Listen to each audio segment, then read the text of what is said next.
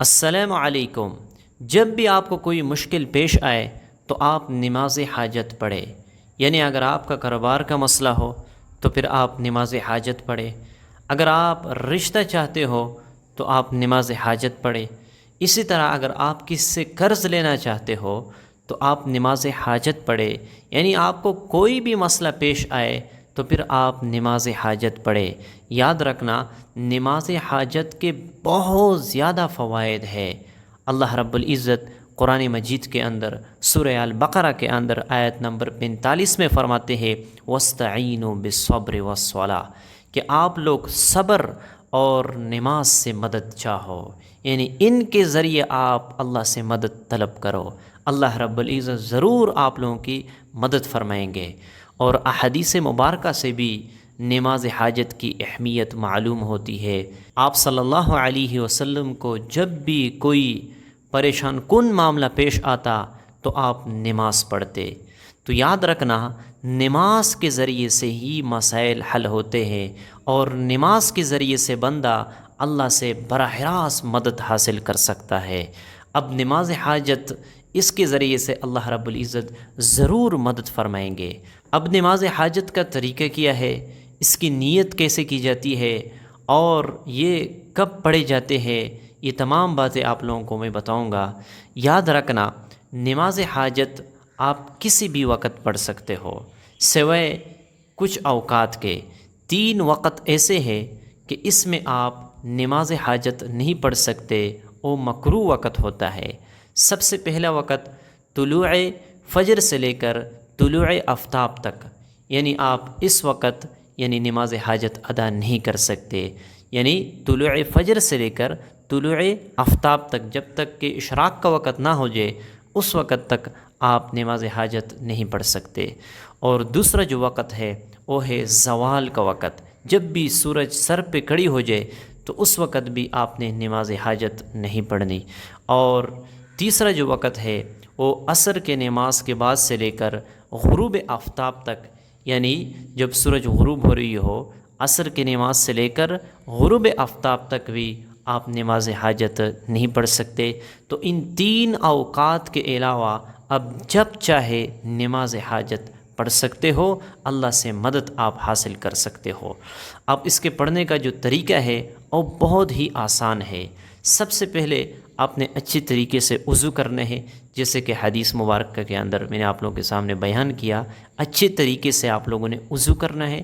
اور اس کے بعد آپ نے 2 رکعت نماز حاجت کی نیت سے 2 رکعت نفل ادا کرنے ہیں۔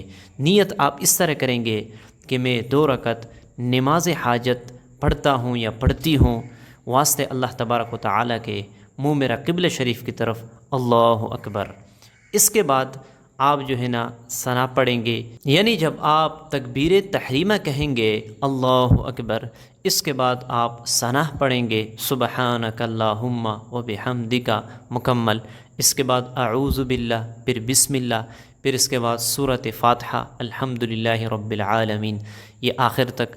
اس کے بعد آپ کوئی سورت ملائیں گے، پھر اس کے بعد رکوع اور سمع اللہ لمن حمدہ، 2 سجدے، تو آپ کا 1 رکعت کمپلیٹ ہو جائے گا۔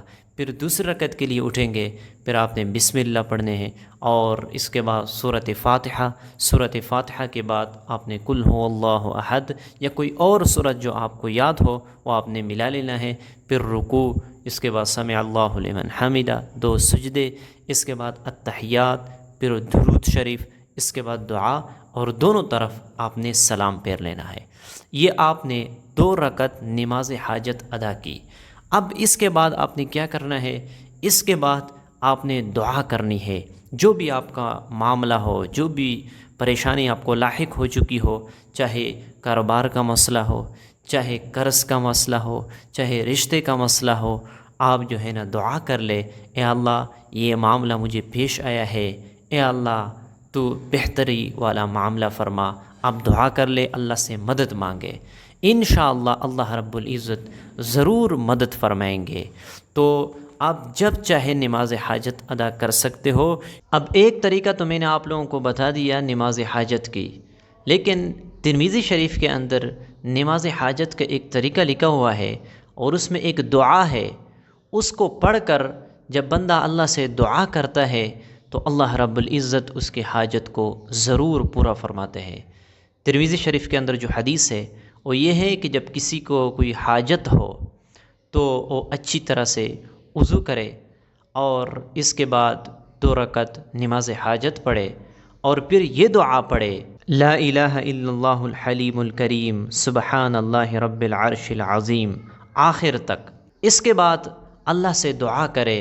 جب آپ ان الفاظ کے ساتھ اللہ کی تعریف کریں گے اور پھر اللہ سے جو بھی حاجت آپ مانگیں گے، اللہ رب العزت ضرور آپ کی حاجت کو پورا فرمائیں گے۔ تو یہ ایک بہترین طریقہ ہے، مسنون طریقہ ہے۔ آپ ضرور جب آپ کو کوئی بھی حاجت ہو، کوئی بھی مشکل ہو، تو آپ ضرور نماز حاجت پڑھ کر تو آپ یہ دعا پڑھے، یعنی ان الفاظ کے ذریعے سے اللہ کی تعریف کرے اور اللہ سے پھر اپنی حاجت طلب کرے، اللہ رب العزت ضرور عطا فرمائیں گے۔ کوشش آپ یہ کریں کہ آپ ایسی جگہ پر نماز حاجت ادا کرے جہاں پر آپ کو یکسوئی حاصل ہو، یعنی تنہائی ہو۔ لیکن اگر ایسی جگہ میسر نہ ہو تو پھر آپ کسی بھی جگہ نماز حاجت ادا کر سکتے ہو اور اچھے طریقے سے آپ 2 رکعت نفل ادا کریں اور پھر اللہ سے دعا مانگے۔